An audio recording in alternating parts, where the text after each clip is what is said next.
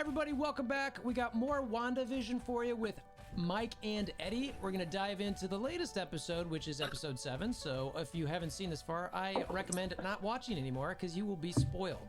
But if you want to talk about the show, hear about the show, then let's keep going on it. So episode 7, bridge episode, exciting episode, reveal episode. I don't know. Let's see.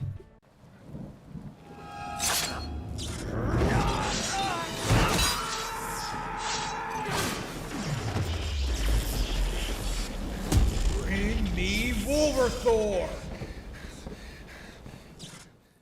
It's good if you're not a fan. You know what I'm saying? Does that make sense? Yeah, right? I mean, I think every single one of these episodes is good if you're not a fan. True. Like if you went in the contest not knowing really who Wanda was, you'd be like, cool. Right. Because like this episode like confirmed like a lot of theories, and I was like, oh great. Yeah, like, it's the confirmation, right? Right.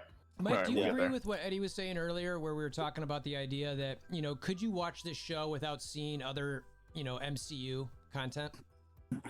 I would say this, you could theoretically watch this show, but you might not get like the little Easter eggs that most every kind of fan does, or like the little things. But I mean, I would say if someone just watched the Avengers movies, they could probably get away with it without knowing much of the back. Like that's all you really need for her backstory is really the other than maybe Civil War. Right. That's the only other one. Right. But other than that, I would say you could get away with Age of Ultron and Endgame and Infinity War and kind of understand what's going on. Yeah. Captain Marvel too. Captain Marvel would be the But other I mean, one, I've but watched it's so them small. all, and there's times where I don't understand what's going on. Right. That's true. So anyway, that obviously dives into the start of the show and the episode a little bit. And, you know, we talked about this, I think, in our text, but I don't think we ever talked about it on any of the recaps that we did. I definitely noticed I forget which one you guys brought it up, but for the first time in the intro, Wanda's voice changing. Like this I never noticed that. Sorry. Yeah, so every intro that they do, her voice gets slowly like, I don't know if it's more sad or more like, it's just very like, it was like, welcome to WandaVision. Welcome to WandaVision. Welcome to WandaVision. Welcome to WandaVision. Like that, I mean, I did it a little bit, you know, I exacerbated it a little bit, but like this is the first episode where I was like, wow, all right, yeah, she's seems like she's not in a good space anymore. So little minor thing, but you know, I mentioned a little bit just at the start when I was doing the intro, is this a bridge episode reveal? You know, Eddie, you were talking about, and I know you had a lot of thoughts about this when we were playing catch today a little bit, but tell us why, like, you feel like, how you feel about this episode and why you feel that way. Right. So this episode to me felt like a bridge episode, kind of like a confirmation episode. The last 4 episodes were very like hyped. There was a lot of things happening, a lot of surprises, a lot of shocks, and a lot of like, as Mike said earlier, Easter eggs. And this episode, it started off kind of slow, and it got, you know, and then the build towards the end kind of like, oh, great, all of them. And like all these things were confirmed. You know, Photon was confirmed, then Agnes was confirmed as far as Agatha Harkness. So like, this episode just felt like the bridge to the last 2, which I'm hoping will be incredible, because from what we're hearing, there's supposed to be some huge reveal for the finale, and like there's still people that haven't been introduced yet, so like there's still so many questions, but this episode just confirmed a lot of our theories. I personally love that about it, so it's great. Yeah, Mike, how'd you feel overall about the episode? Yeah, I liked it. I agree with Eddie. It was definitely like it put I don't want to call them minor theories, but what everyone talked about was like, yep, we're pretty much on point with everything that's going on. So it was like a affirmation sort of thing. Yeah. Right. And also even with that, and we'll dive into it, you know, even though we find the answers that we all guessed what was going on, it was still like surprising. Yeah. So I thought that was very cool, that even though you know it's coming, like you're like, oh crap. Like, how are they gonna do it? And then they do it, and you're like, oh, that was cool. Like, yeah. Did you guys catch in the intro when they were doing the little like the Wanda flashes and all that? There was a real quick one that had like letters cut out, like almost like a murderer serial killer writes. Did you guys see that? Where it says, "I know what you are doing, Wanda." Did you guys see that? Yeah. So I watched it. I watched it right before we just came on, just to like get like a refresher. And I watched specifically the intro. And it was very a mix of like, I want to like the soundtrack kind of reminded me of like The Office. but the video of it, it definitely was interesting, and I think I saw the lettering, and then I also saw, like, I think you mentioned it when we had texted before, that calendar with February 10th with a heart around it. So there was definitely little things, but I couldn't think of what that context would be. You know what I mean? Yeah, Right. I might be able to fill that in, actually. Yeah, what was that? So all the different Wandas that were flashing across. There was a show I used to watch. It was great. It was called Happy Endings. I think the what's their name? Wow. The brothers. I can't think of their name right now. The Russo brothers? Yeah, the Russo brothers. Yeah. They worked on this show before they went over to Marvel, and so it was kind of like a similar Happy Endings intro theme. Also, one of the Wanda plates. There was one that was like a license plate that said 12/28/22, which actually is a nod to Stan Lee. It was his birthday, which was December 12th, 28th. I'm sorry, December 28th, 1922, which is actually a pretty cool Stan Lee nod. Cool. So that was pretty sweet. Super cool. I enjoyed that a lot. Yeah, no, that was. I mean, the intro part I thought was like, I kept trying to slow it down to see if I saw anything in there, and I'm kind of like, I'm probably looking to this a little bit too much, but yeah, I found that one a bit. And then, Never. Yeah, I know, right? I mean, I think I've watched. No, this but one I mean, every intro has had some context and meaning to it, even if it's like a nod to an old show. Like the lyrics or stuff going on in it is definitely like everything that goes on in the show from the very beginning to the end is integral to what they're giving off. So it's not a weird thing to like go deep dive into it. Yeah, sometimes Never. I think they're just messing with us, but I'll take it, honestly. Like, and Eddie and I were talking about this a little bit today, just the concept that the show is released weekly to me, and I think we've said this before, like, I love it because it does really build the hype a little bit more.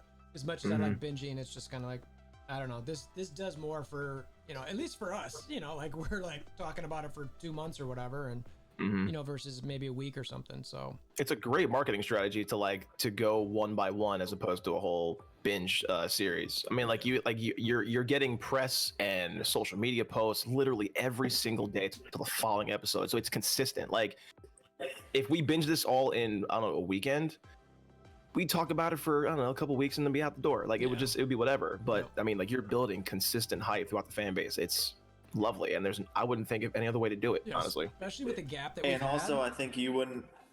What's that? I was just saying, especially with the gap that we've had in content, I love it. But Right. Mike, we're gonna hit.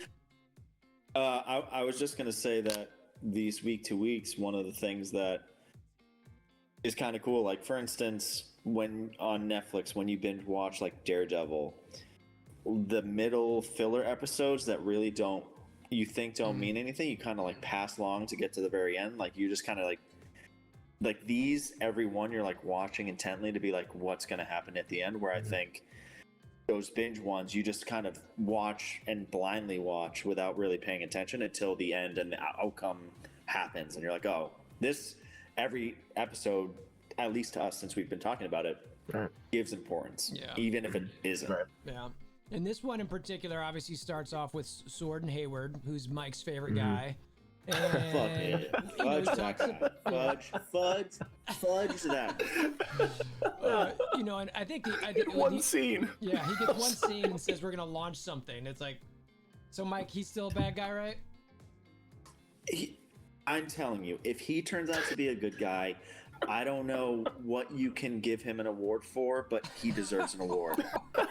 It would be the greatest like role reversal of all time. It would honestly, like, he has to be a bad guy. Yeah. He has to be doing something really messed up. If he doesn't, then he should Oscar. Can you do Oscar, or what's the award? Golden. I think it would probably be an Emmy for him. I think it's Emmys. Yeah. But, yeah. Give him one of those for best like stab me in the back for being a good guy award. Yeah. I'm not sure There was a theory that you would put in our chat about how he could possibly be Ultron, which I wouldn't put it past. Honestly, I mean, it's, first of all, James Spader was listed in the actors list. I mean, the cast list, and thank you. And we've yet to see him in those 2 more episodes. So I'm like, at some point, that's got to be revealed, even if it's a flashback. It's fine, but like, I don't know that. Like we said, if it walks like a duck and talks like a duck, it probably is a duck, and this dude's probably a baddie. There's no doubt about it. Yeah, and I think, I mean, for me, and I've talked to you guys both a little bit about this, like, I could see, right now, I just think his motives are alternate than what everyone else has. Very similar to the Secretary of State with the Sokovia Accords, where he was just like, Alexander Pierce. yeah, no, not him. He was Hydra. Not Oh. Pierce, the guy what's that his name? Rhodey wipes away from the hologram in Infinity Right. War or whatever, whoever that guy is. It's technically Whatever that general. I can't think of his name. Yeah, he's a general. yeah, though, he's based. I or think Secretary of State yeah, General. he's the general. Yeah, So anyway, he was in like the Hulk movies and all Yep, that stuff. Exactly. Right. So I think there's a chance that he might be that, but I really think this Ultron thing, there might be something to it, because we know that Hayward is, it comes up later in the episode with his cataract thing, and he's trying to do something with Vision. So he's trying to bring Vision back online. And we know that Vision, and I was talking to Eddie about this because I'd watched Infinity War just the other day just to watch, and there was a discussion when they were trying to decide what to do with the Mind Stone and Vision when Thanos was coming to get it.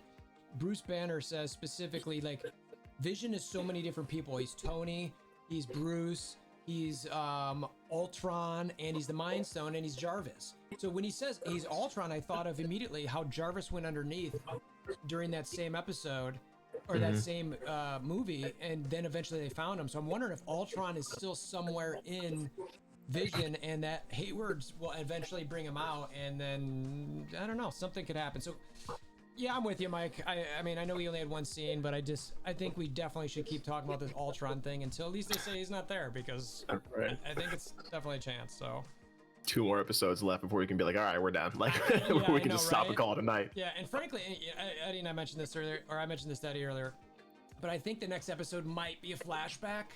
I'm a little worried about that. I think I think it'll be cool because it'll set up the final episode, but we talked last week thinking there was gonna be an hour, and we're like, oh, it's not an hour. All right, so hopefully they're an hour, because I don't know if they've got 2 episodes left that are 30 minutes.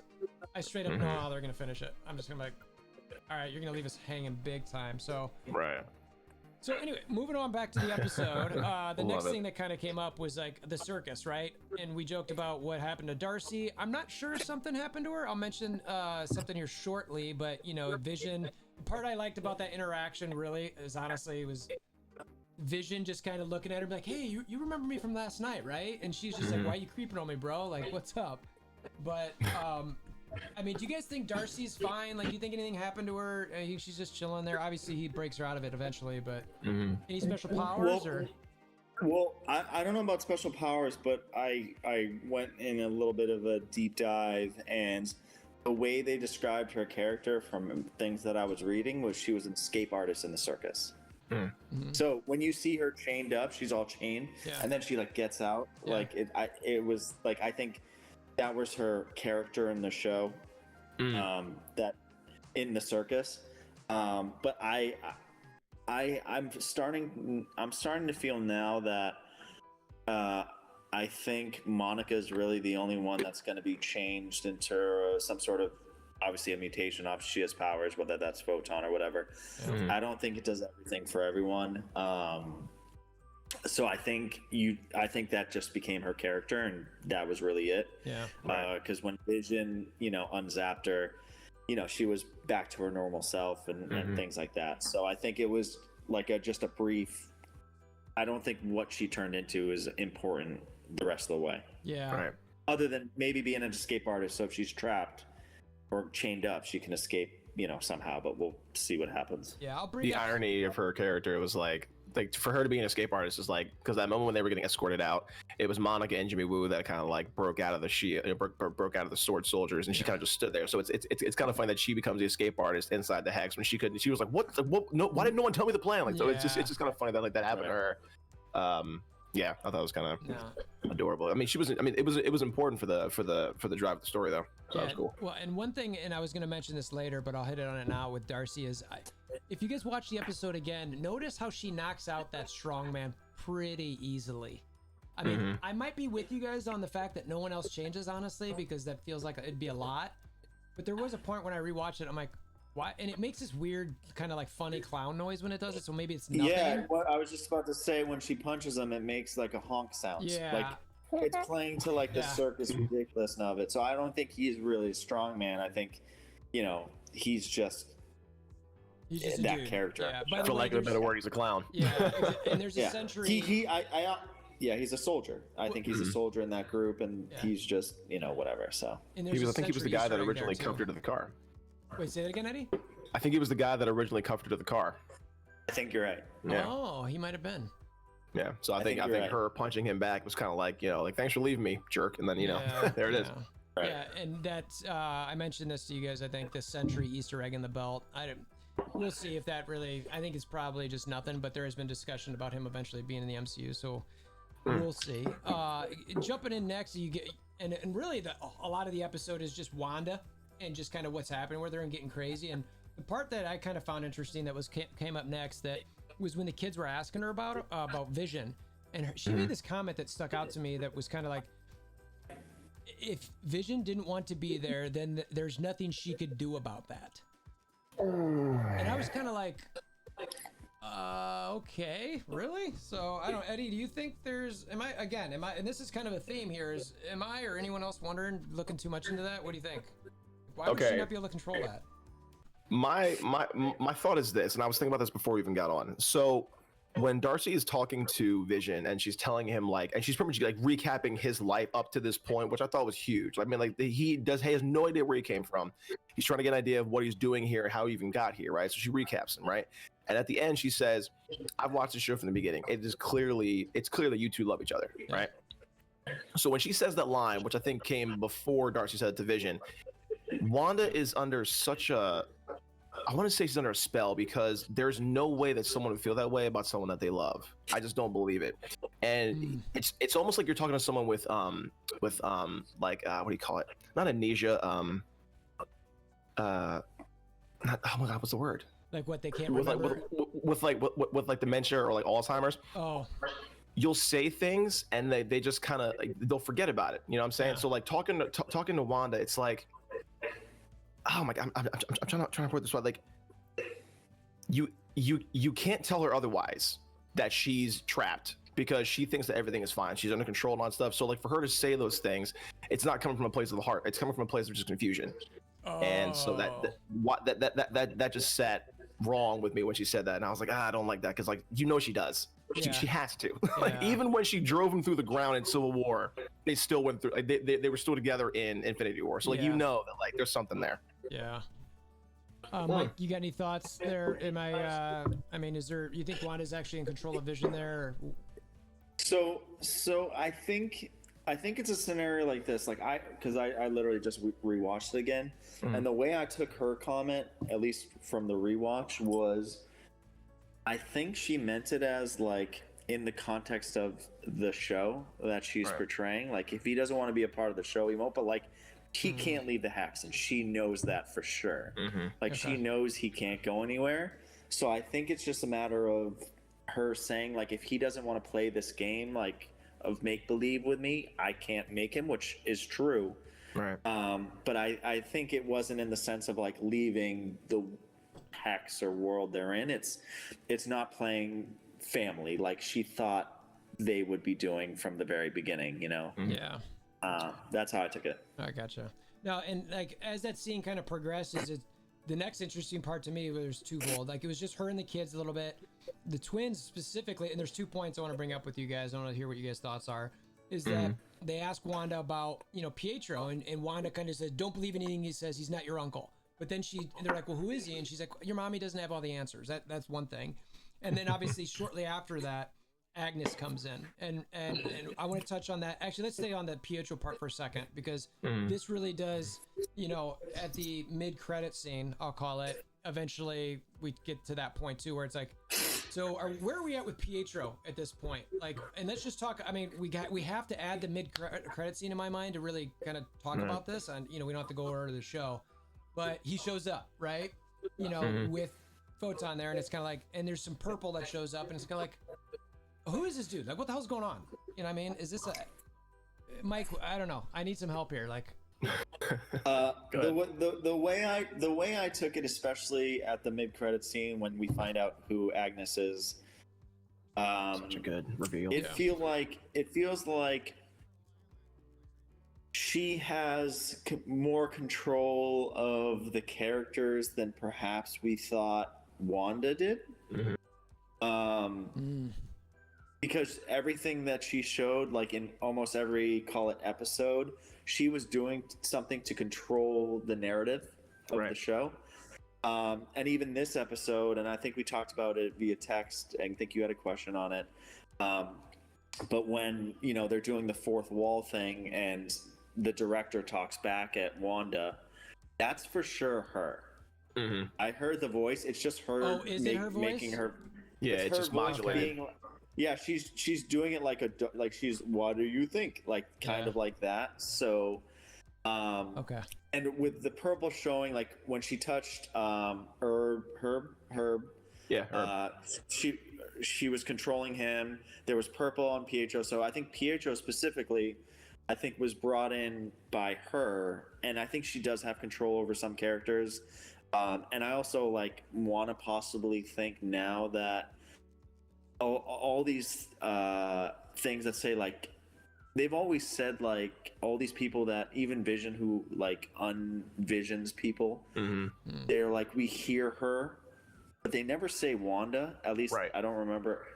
And I think that's actually they're hearing Agnes. Like, she's the director of this show and kind of making it her own to control Wanda, if that makes sense. You know what? She's almost making it think that's Wanda's show, but it's really not. Yeah. You know what I'm saying? Yeah. Right. At the beginning, when Wanda was being interviewed, she specifically says, you know, when she's like going through her whatever traumatic of what she did the night before, she says the universe that we made, or the whatever she says, like the hex, she was referring to the hex, she says we made.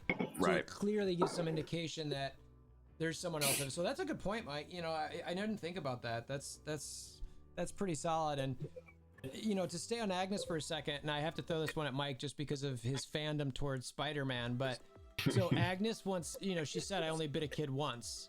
You know, she kind of looks at the thing, and there were some theories out there that it was her as a spider. So, what do you think the percent chance is that she was somehow the spider that bit Peter Parker? I think that's going too far. I think we're going deep. I think Such a reach, bro. Yeah, I know, right? That's a reach.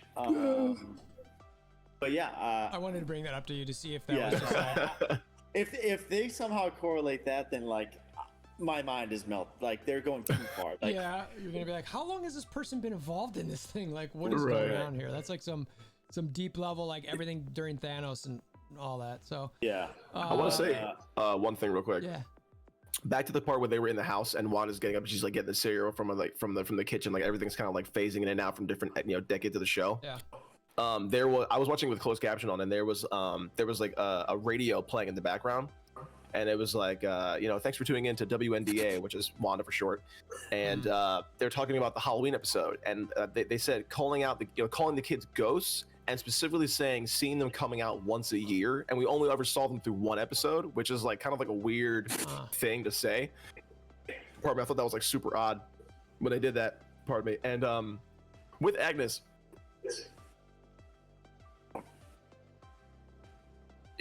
oh my god, she's so good.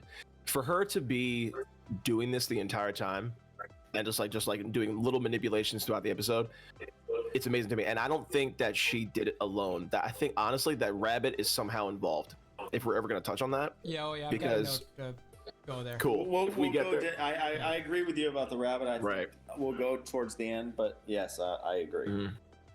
Yeah, no, Continue. Sorry. Yeah, no, you're all good there. You're all good. So, like, jumping off of Agnes just for a minute, the next thing that kind of starts coming up, we talked about this a little bit with the cataract talk with Wu and Monica, and where they're like in the car and all that kind of thing. So it's like, and it kind of leads to something what I'll get to in a second. But we talked about Ultron, and that I could kind of see him coming out there with that, just the concept that Hayward's doing there, but.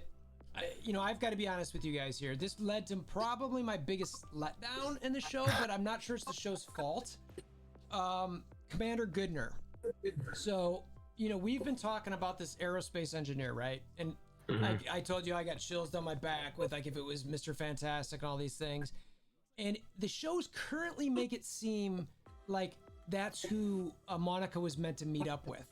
She gets this rover. It's like the space thing. It's kind of like, okay, so I just, Eddie, I'll start with you. Like, Do you think that's the aerospace engineer? Do you think that Commander Goodner, I think's the name? Like, do you think that's it, or do you think that there's something more to play out there? I have two theories on this one. So on this particular one, I will agree. When that happened, they built it up so much to be something epic, and then it landed, and I was like, that kind of fell flat. I was kind of upset by it, but there might be more to it. So one theory is that maybe she just works with somebody else, and she is like a byproduct of like what this person's like. They sent her out instead of like the actual person coming through. Like they might come through later in the show, right? Yeah. Which is fine. It's totally fine because I mean, like when she says it's their space rover, I naturally assume Fantastic Four because that's how they got their powers. So if I'm correct, at least in a few iterations. Iterations. Thank you. That's how they got their powers. My other theory is that she might be a separate division of Sword that was working with Maria because she's like, your mother wasn't the only people that we trust and all that stuff, and also might be working with Fury. So she might actually be a Skrull. That's an option too.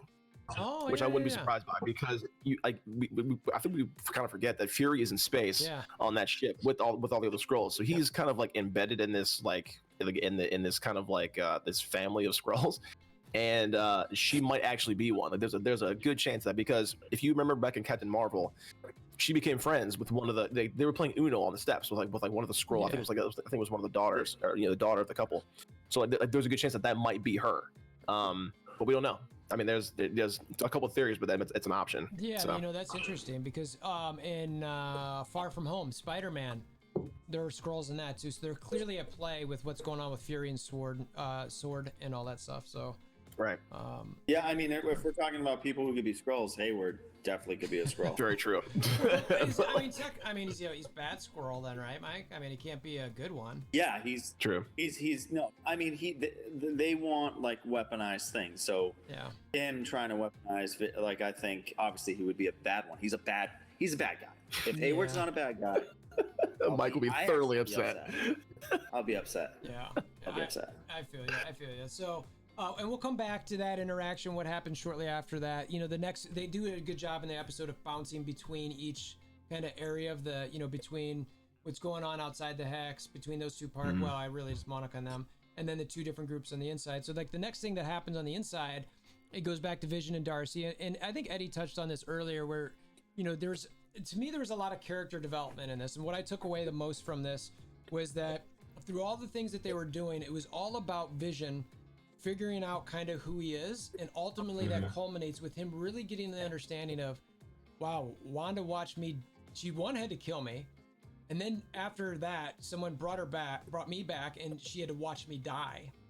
But Darcy really laid that to me, it was like a hammer of a line where she said, but your love is real, and that's where I think then I mentioned this to, I think, Eddie a little bit today, where it's just like, I think that's what's gonna, like, no matter what happens in this, no matter if Vision gets upset with her about something, he's gonna go to that and be like, you know what, she's my boo, like she's just like ride or die, we're together, we're through this no matter what. So I don't know. I mean, do you guys think that the whole Darcy and Vision thing, I know we talked about it a little bit, I think Mike, you mentioned earlier, so I'll jump to you, Eddie, like what do you think that, am I right there, am I wrong? I mean, what do you think about the Darcy Vision interaction? What do you think it means for, what's to come?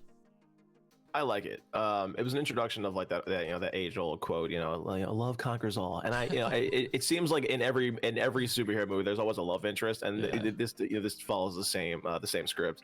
I liked it because she didn't do it in a way that was like tough. She really kind of like walked, held his hand and walked him through his life ever since he was born in in Age of Ultron. Yeah. And she told him, she was like, listen, like this is what happened, and then it happened twice. So like, she's seen you die multiple times, and it's been rough for her. So, and I mean, I thought it was a worth it scene. It was great character development for both Darcy and Vision. Yeah, Mike, what are your thoughts? One thing I want to say, because I didn't really touch on it, but to go back to what we were talking about, if Gooder is the only outcome of who she was talking to, that's the biggest letdown, because they did like 3 episodes on who she was texting. And if it's just to get a rover, that's used for like that makes me upset. 3 seconds. That could have gone literally anywhere else and it would have been fine.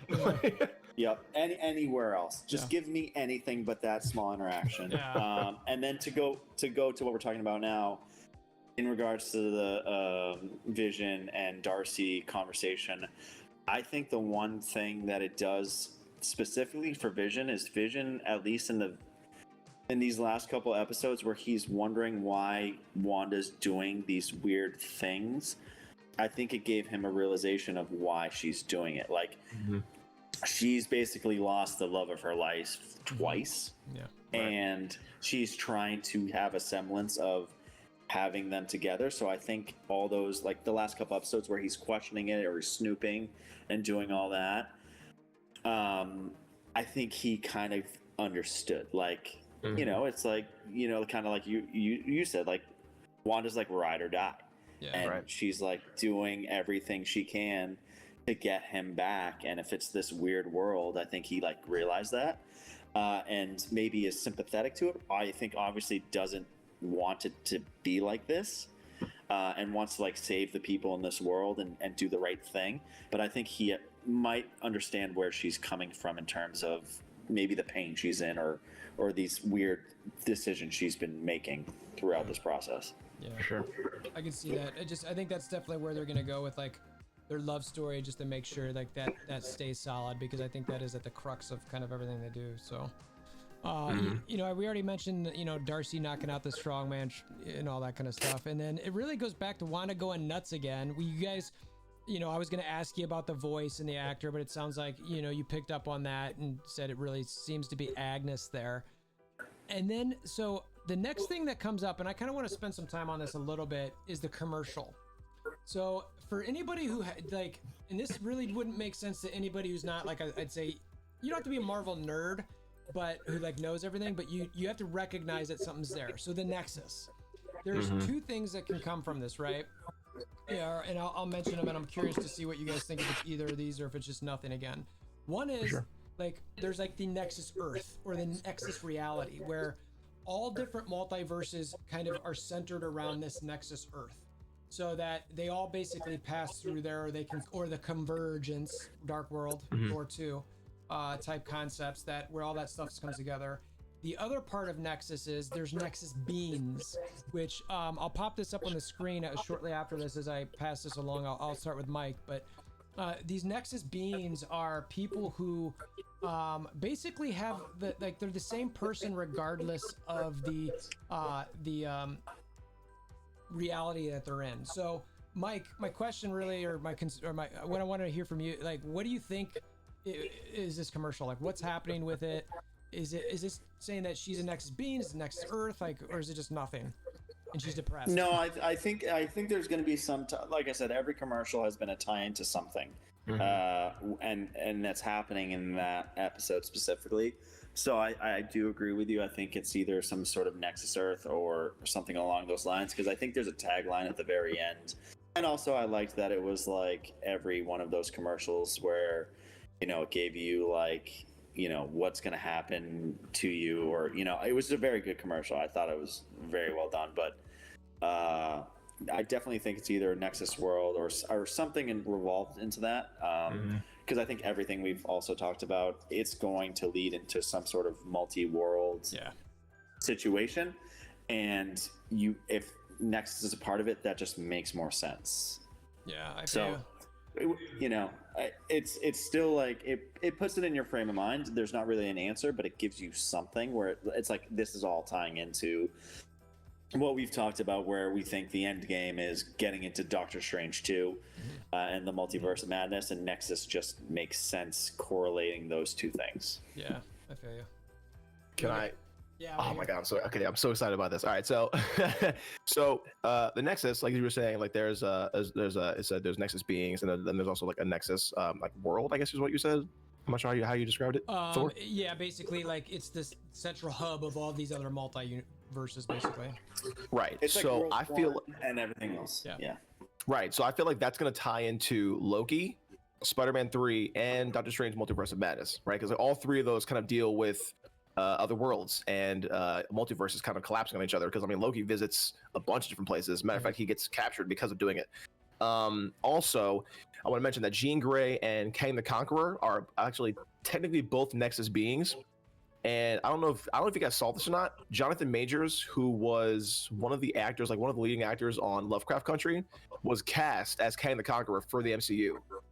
So if they're introducing the Nexus now, then this is going to be something that we're going to see later on. And I, from the jump, like when I was like, if every one of these commercials has to do with like Wanda's well-being and her mind, Nexus seems right, because like at this point she's in a state of depression and sadness, and this is like one of those pharmaceutical ads. If you're experiencing loss or whatever, it was like it was perfect for what this had to be for this particular period, or for this particular era of the show. Yeah. I thought that was fantastic, and they did a great job of like shooting it right, because like even there was a moment where like the woman falls onto the bed, and then she's there, and like in the next shot she just walks forward. So like they flipped the stage so the bed was just on the wall and she just walked out of it, as to show like coming out of that scene. I love the way they did that. Even Mike said it, I love the way that they did this commercial. It was amazing. I mean, like, it was perfect. And so even reading some of like the below text of like, may cause this and that, and they're like, and all the things that she's going through, grief, depression, anxiety, like it was like all this stuff. They did a really great job of introducing the Nexus in that regard. Yeah, and I think the end tagline, I think it was either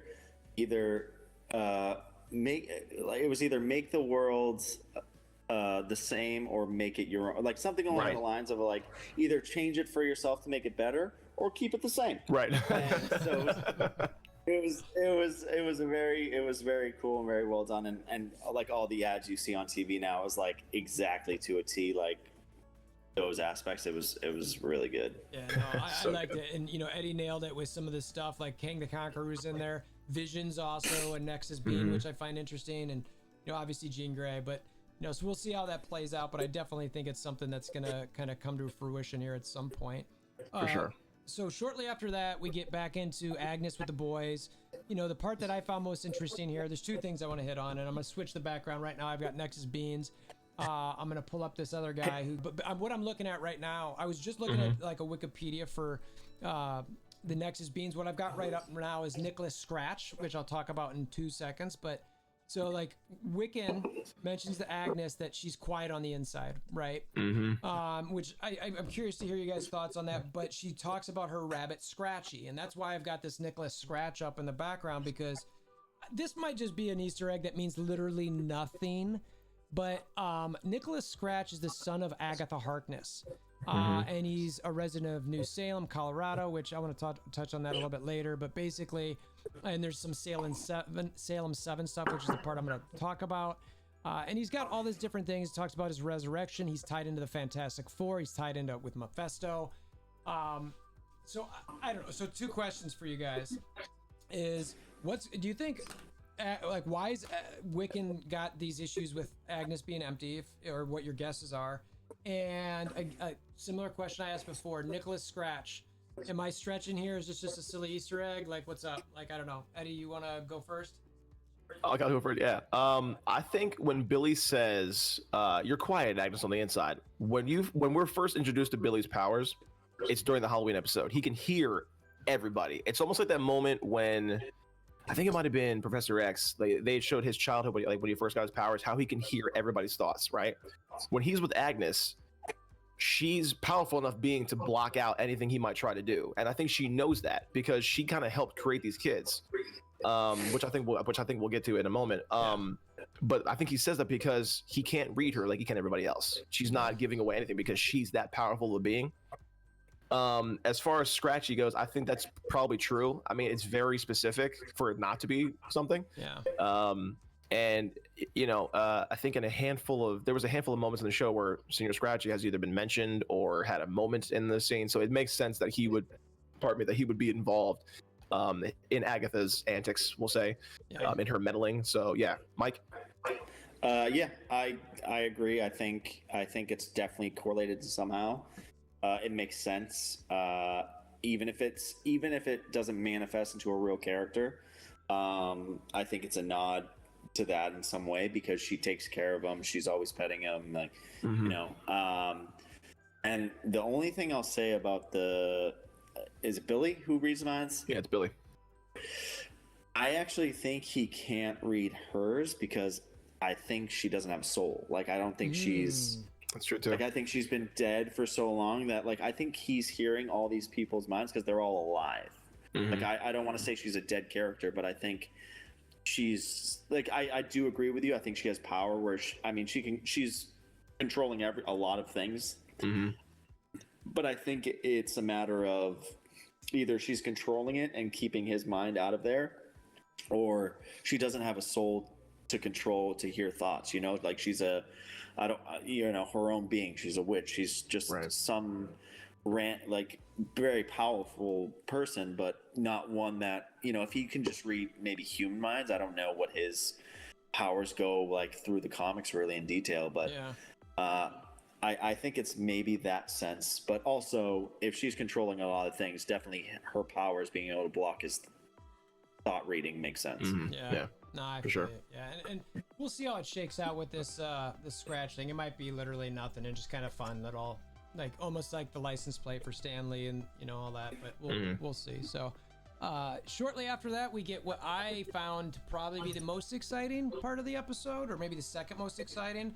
And it was the reveal that we kind of also were expecting, that it was already happening, but Monica Rambeau, finding that courage to bust through there, going through there, having that scene where her body's getting pulled, all the quotes, and when she breaks through, like, in her eyes just turning blue. And it's like, to me, I don't know if they're doing Spectre or Photon or what, what's going on there with what they're gonna make her ultimately, but to me that was like, I don't know, a pretty dope moment for her to come through there. So Eddie, I know you've got some thoughts. Mike, I'm sure you've got some too. What do you guys think about like just that general scene?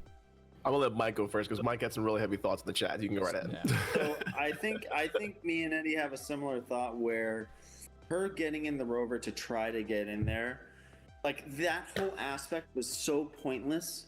Yeah. When she just like, she was so scared of being sucked in, and then gets out of the car and was like, no, I need to get sucked in. Like it was really like a pointless like couple minutes. Like, yeah, I thought it was a very cool scene how they did it once she ran in, and like her bodies are separating and her characters are separating, and you hear voices. I think you hear some of the things people have said about her. I think you maybe hear her mom. I think you hear her. I thought all that was cool. I thought her eyes, like the way her powers work with her eyes and what her vision looked like once she got in, all cool. But that whole process that got her to that, like, this show is too short to do that. You can't you can't do filler in a 35-minute show. Like, especially when there's 9 episodes. Thank you. and also, like, every episode she's come off as like very strong, very like not afraid to do what she thinks is the right thing. And it just seemed like a weird moment where, especially when she was in the rover, like she was scared, and then out of the rover she was not. It just didn't make sense because she hasn't been afraid really that entire time. So it felt like, I don't want to call it like false. It just was, it stunk. That other than her getting in there, that was great. That rover part was a waste of 5-7 minutes of the show. Especially if that ends up being the reveal of an arrow. It's like, all right, you guys let us down with that part of it. So I wanna touch on that scene. To piggyback what Mike said, I agree. It was all the buildup of being like, okay, here's your superhero moment to like defy all the odds and go in there by yourself and just not take everything that you were told not to do and not question and just go right in. I get what they were going for. I think we all do. But it wasn't necessary. She could have just dove right in that thing and it would have been over. When she's going through the hex, though, the moment where you see all the bodies kind of phase out, I think you saw 4 of them. So like you saw her when she was coming out of the hospital. So like that was like her first kind of, I think that was like the one that was like furthest back. And then it was like her like in her astronaut suit. And then the third one was like kind of like her kind of government kind of look that she had when she first met Wu. And then it was Geraldine, who she was in the show. So like you're seeing all 4 of her iterations in the show in that one moment in the hex, right? And then you have Photon on the other end, and that moment when she has her eyes blue and she's looking at the town through that, it was almost like the Matrix when he has the vision when he has the sight of code. That was super sick. I love that. The scene that they're playing and all the voices we hear is a scene in Captain Marvel. Okay, I thought so. I know I heard her mom. Right. Yeah. I heard Fury and I was like, "Is this a recent? Like, it's like a so like it was her when it was about like I think her mom going into space with Carol to fight or that. So like it was a moment there, And then like when when your mother had you, she got the like I think it was the strongest kid or something like that. I forgot how it was. And that was kind of a cool like tie-in. I'm sorry. Yeah, that's how she busted through. I mean, just already play off that point. Like that was the last when she was like getting through that last part when Carol says that and she busts through. So I am, and Eddie, I know you had a whole bunch on that, and that's like that's the part I want to see play out a little bit, where what happens with her and Captain Marvel and whatever's going on with that, because she clearly had some sort of like from that statement that you just brought up that was kind of like, all right, now she gets through there. So because like we have no idea why, when Jimmy Woo had mentioned Captain Marvel, why she was so turned off by it. Yeah, we don't know why that is yet. I'm hoping they explain it by either the end of this series or Captain Marvel 2, so that we know why. I mean, I prefer it earlier than later, personally. Yeah, right. But I thought that was kind of a cool moment, how she just kind of busts through, and then she has like two what Deadpool called superhero landings, where you land on like the one knee and you kind of get up, and that was awesome. I just love Anytime someone lands like that, I just superhero land, just because of that. Ryan so Reynolds bad on coming the in. knees. So bad on the knees. Yeah. And that's exactly what kind of the next goes to, is she goes to Wanda, they have their interaction, and obviously like Wanda rips her up into the air. There's everybody in the town in that area are watching, including Dottie, by the way, and the mailman. Right. And they're just kind of sitting I there want to touch on him too, by the way. Yeah, and she comes down with that superhero moment, and and then Agatha, or I guess at this point it's Agnes, walks up just at the right time. So what did you want to touch on with all the people that kind of were watching that and that whole interaction? The mailman and what he was wearing. He was wearing a it was a blue and yellow it was like a blue and yellow UPS like FedEx vibe more than and the symbol was like a bunny, and the symbol on like the hat was like a bunny, right? And I forgot what the name of the company was, but I forgot the name of the company too, but I yes. It was something quick, like I don't know. But I think it had to be related to like, it might be an iteration of Senior Scratchy. I don't know. Maybe it kind of hits too on the nose for what he was wearing, but that's a theory. But I just loved how like she pushed her out of the house, and then she lands, and Wanda kind of gives Monica a look like, you didn't do that before. Like, why? Like, how did this happen? Like that. And I thought that was kind of cool. And then you see Agnes kind of watching from afar, and she's like, I got to stop this before she gets too far. And then she pulls her aside. And it's funny because for how old her character is in the show, she talks like she's in her 80s or 90s. She calls everybody dear, honey. Like she gives you like the grandmother vibes.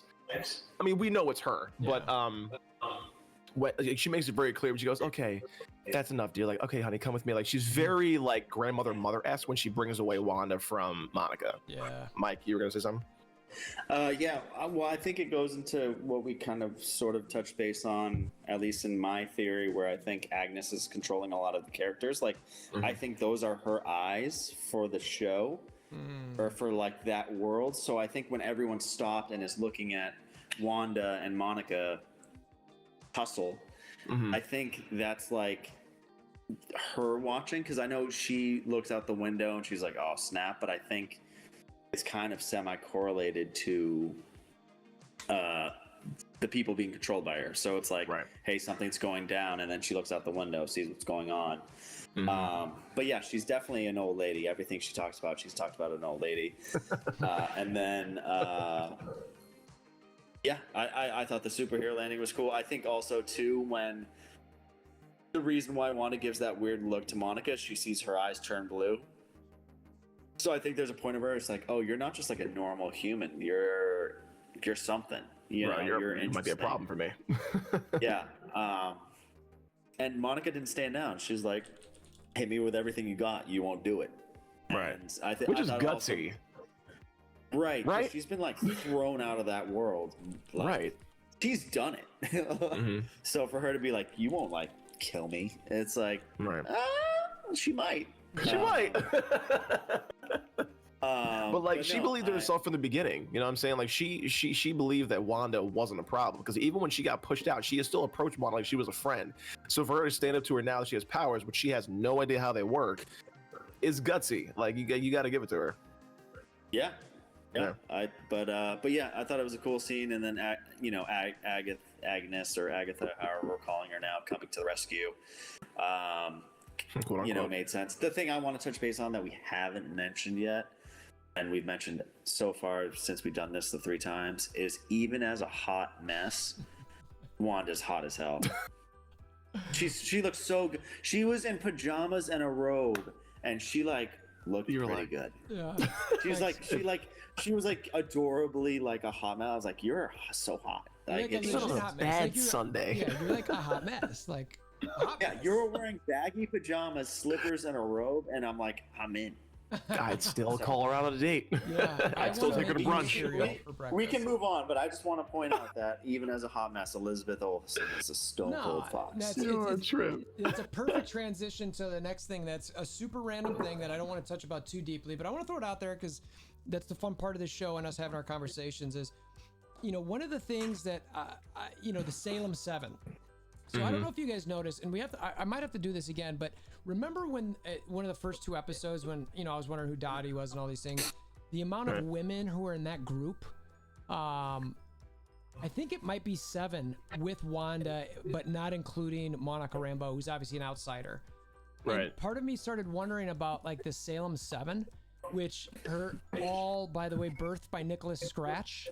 And obviously who's tied to Agatha Harkness. They got tied to Fantastic Four. They've got ties to Scarlet Witch. So I don't really want to necessarily touch on this unless you guys have some theories on it. I just wanted to bring it up this one time to say real quick, like, I wonder if something's going on here. Now, again, these people are like, they're not all necessarily like witches and warlocks per se, but I just found it interesting. So again, am I crazy here? Am I reaching too much? Is there anything that you guys have thought about these guys, or you're just like, all right, yeah, cool story, bro?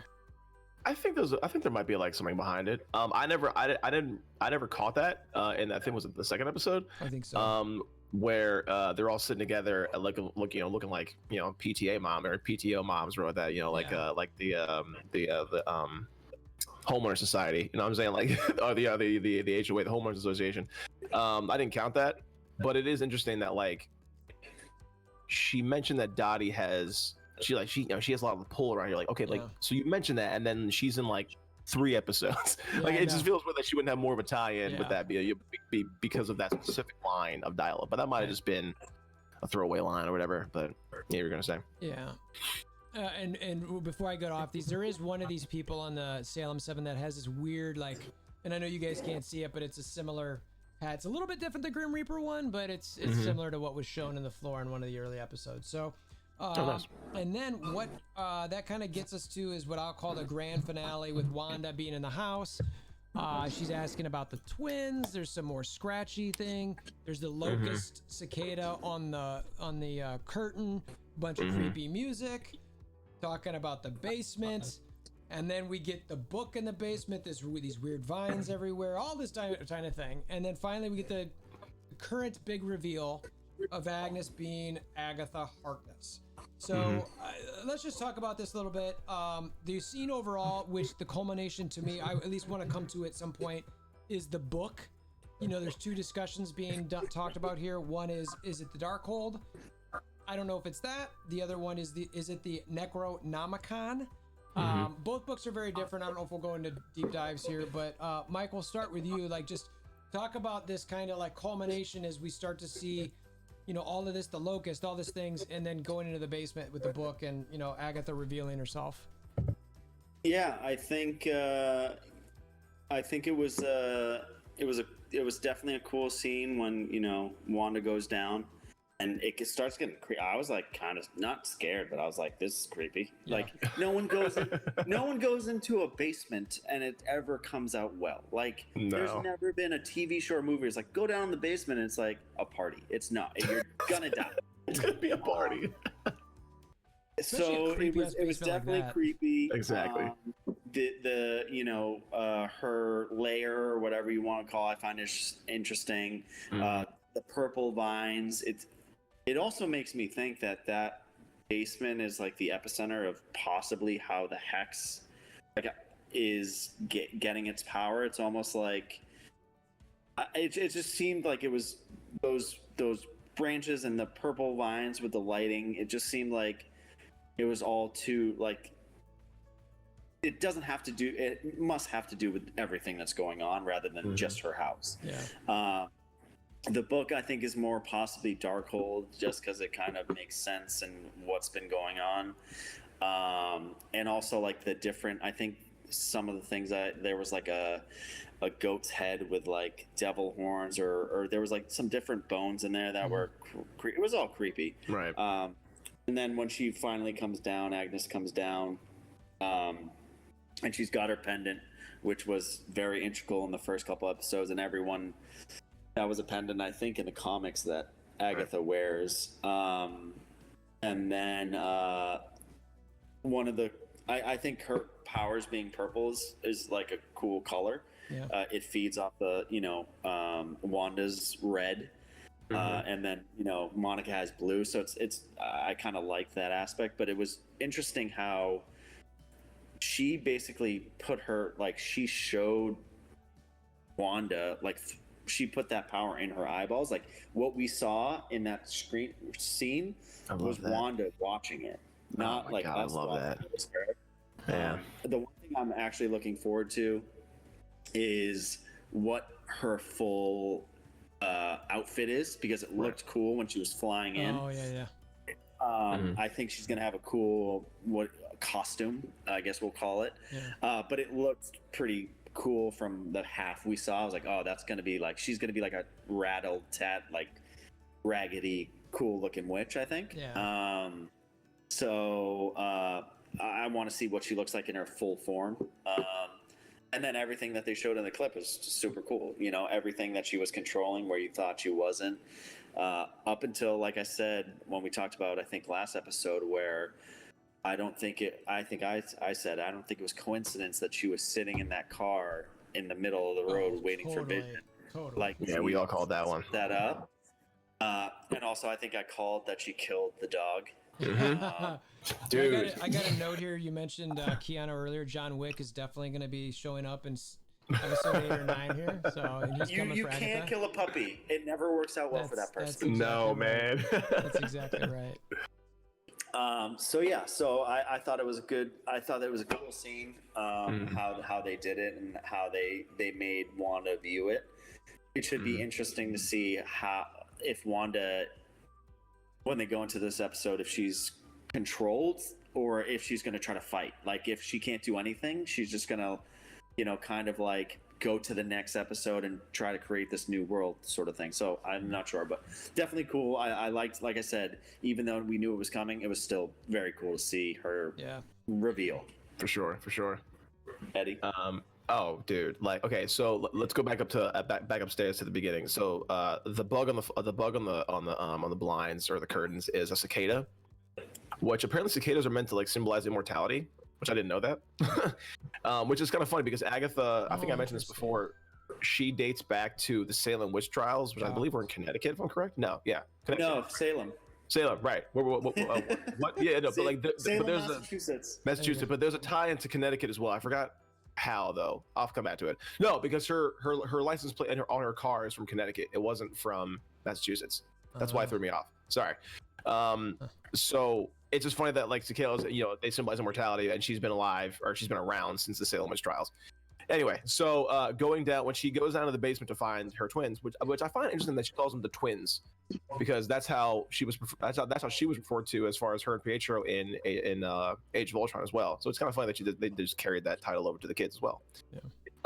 When she walks into her lair, I guess we could call it, or whatever, even the screen changes formats to like a wide screen, to from the whole view to like a movie view, which I thought was pretty sick. And then to add on to what you said, I think definitely it's the Darkhold book, which might be like the key to the whole plot. Like, it just seems like, because like the way it was kind of emanating like a power off it, it makes it seem like that's what's doing everything. So like Harkness's, her house is the center of this whole problem, and I think she's given Wanda a little bit of the power, but she can still control it through Wanda if she has to. Yeah. So I think Wanda's more of a cog than she is like the main problem. There was one theory that like the book might be from Camertage, where Doctor Strange was. Like, it might have come from there. I'm not sure if that's true or not. It's a theory, which I think was pretty cool. And then when she comes down and reveals herself and she's holding the rabbit, that's such like like the prototypical like villain, like hello, like you're here again. It's Doctor like, Strange. Exactly. It was very what was the show back in the day? Inspector Gadget. It was Inspector Gadget. Coming to San Diego. Or Where was Carmen San Diego? Inspector Gadget. All those. Inspector Gadget has the arm. Right, the arm and the cat. Yeah. So like, it's just it was Claw. It was just a cute little like tie-in. And so then when she taps into Wanda's mind and shows her all of the moments in the show that she's at a hand and that she thought were just weird moments, they were all Agatha. Yeah. That was wild. Like I just love that she was behind the whole thing. And so she was essentially Pietro, or maybe she wasn't. I have no idea like what that part kind of meant. I think she's controlling Pietro. I think he is someone from, like we talked about. I think they are setting up for an X-Men universe. I think she's controlling him, like because it was almost like a puppet. Like the lighting was like behind him, and he's like doing everything she does. So right. Sorry. I know you're fine. Yeah, I mean, it was just every moment where you're just kind of like, wow. Like I was like, even the moment where she gets Herb, and he kind of flips out, and then it was weird that she makes him cut the brick with the chair, with the hedge clippers, and then she tells him not to speak. It was that was just a weird. I was like, how do you explain that part? But whatever, I'm not worried about that. I do agree with Mike. I think her costume will be super sick whenever we see it. It was like we saw a glimpse of it when she's coming down the thing. And even at the end, when she kills the dog, I don't think any of us were shocked by that. I think that was definitely true. There's a theory again out there that there's a plant that she uses that I think was used in the comics to kind of get people to kind of fall in line to her liking, I guess you could say. Okay. And if you go through the episode, she's done that in multiple ways. She brought a plant to their house when she first met them. And then she's spraying the kids with some kind of like perfume or something like that, like lavender. Yeah. And so like there's been different moments where she's been giving these like products, and even Wanda takes like pills. I think in the beginning of the episode, which might have been related to that particular herb or whatever she's using, that flower. Yeah. And I think that it kills dogs too, so it's kind of a good tie-in for like the plant that she uses, which I can't remember what the plant's called, but. For her to kill the dog wasn't surprising. Again, I agree. You kill a dog, you got something coming bad for you. I just no, man. Even I float in that category. One thing I will say about your plant aspects, Eddie, is in the mid-credit scene that we'll talk about. Surrounding her house is just purple flowers, all over the place. Is it lilac? Is that what it is? I have no green thumb, so I can't tell you.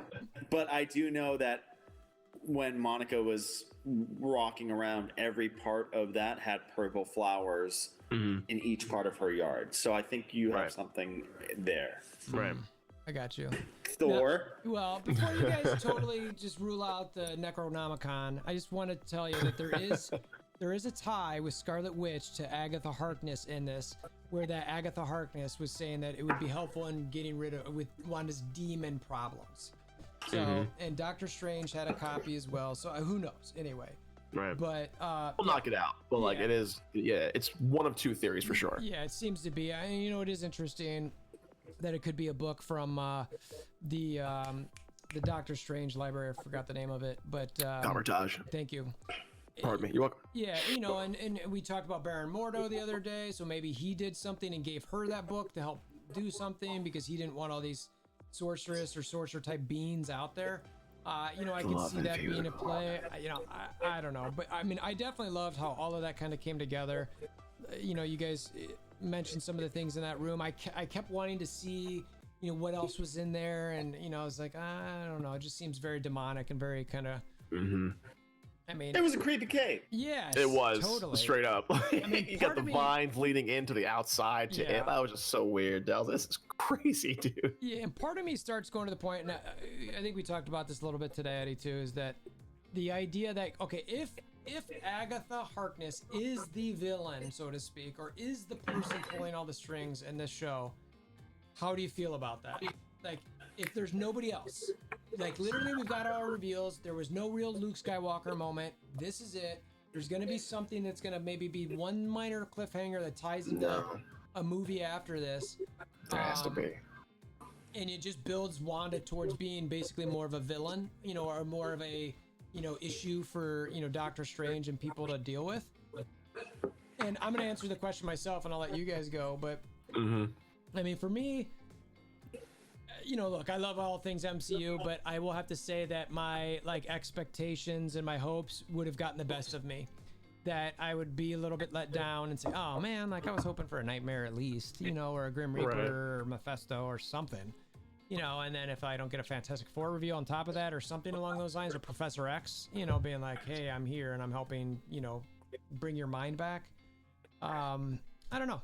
I'll love the series. I'll still like it. I've been burnt before by Lost, Game of Thrones. You know what? I know this is only one season, but don't do it to me. Don't do it to me. So, I don't know. That's where I'm landing on that. That's my thoughts. Mike, you want to take this one? No, go. You can go, Eddie. All right. So Thor and I were talking today, and he was like, "What if that happens?" Everything he just said. Yes, it would be wildly disappointing if she was the villain, and you're like, dang it, there should have been more to this. I just don't believe it's gonna. I just don't believe that. I just don't believe it's gonna happen because they're. I mean, specifically Paul Bettany is adamant that that the finale is going to be like this, grand, you're gonna be what kind of moment, and I'm looking forward to that. Yes, we've gotten our hopes up before, but that's part of this game, I guess. I mean, there was several moments in this show that were like, we didn't need that to happen. Our hopes up were this, and that didn't happen. So I don't think that they can miss on this one. One thing I thought would be dope, and I think we discussed this today, Thor, was that they reveal Agnes. All right, cool. Agatha Harkness is out here. Awesome. And then maybe an end credit to the end of the series would be her going back to maybe Mephisto, Nightmare, somebody, and just being she failed. And it's kind of that kind of Thanos introduction, you see half his face or something like that, and it kind of just comes out. That might be how this ends, leading into the next movie, which I think is Doctor Strange, which would be dope. I would love that too. Mike, I can see you're agreeing with me. I want to hear your thoughts on that. No, I was gonna say I think with these Disney series shows, you're not gonna get the big bad epic person that they're gonna make all these next movies for in these things. I think you're going to get these ancillary villains that are perfect for these shows that kind of, like you said, that work for this other big bad that they're going to introduce in the movies. Because I think the movies, for them, the big bad is more important than this TV show, in my opinion. So I think even if Agnes is call it the Loki of the first Avengers for this show, I'm fine with, you know what I'm saying? Right, I know what you're saying. Yeah. I'm fine with that. And I think she's been good so far. Even that reveal, I was like, this is cool. She seems like she's a good uneven pace with Wanda, so I think she can match up pretty well. Also too, I mean, if you think about even Falcon Winter Soldier, which is coming out, I think the bad that they're talking about is Zemo, who's just a regular guy, but he's probably got some, I think there's going to be bad people for the show that actually work for someone else that's bigger and badder and worse for movies down the line, which I'm fine with, because I think it gives a good series and it gives good action and kind of good stuff, and then you'll just want to watch the movie to see what happens. Because if there is this big reveal, like Eddie was saying, I think everyone's going to be stoked for the movie. For sure. If it sets up for Doctor Strange, big bad, everyone's going to want to watch Doctor Strange and be like, let's do this. Let's go. And same with, which will then lead to Spider-Man, or, you know what I mean? Yeah. I think everything's going to correlate with everything. I just don't think you're going to get, even if Mephisto is the big bad, you may get a glimpse and an end credit scene or something like that, which I'm totally fine with. I'm fine with whatever they do at the end of this. I don't need a big bad, because I think Agatha has showed she can kind of hold her own as being kind of a witch. Yeah. Oh, sorry, Agreed. fudged up witch. Right. My bad. Sorry to swear. Fudged up You're witch.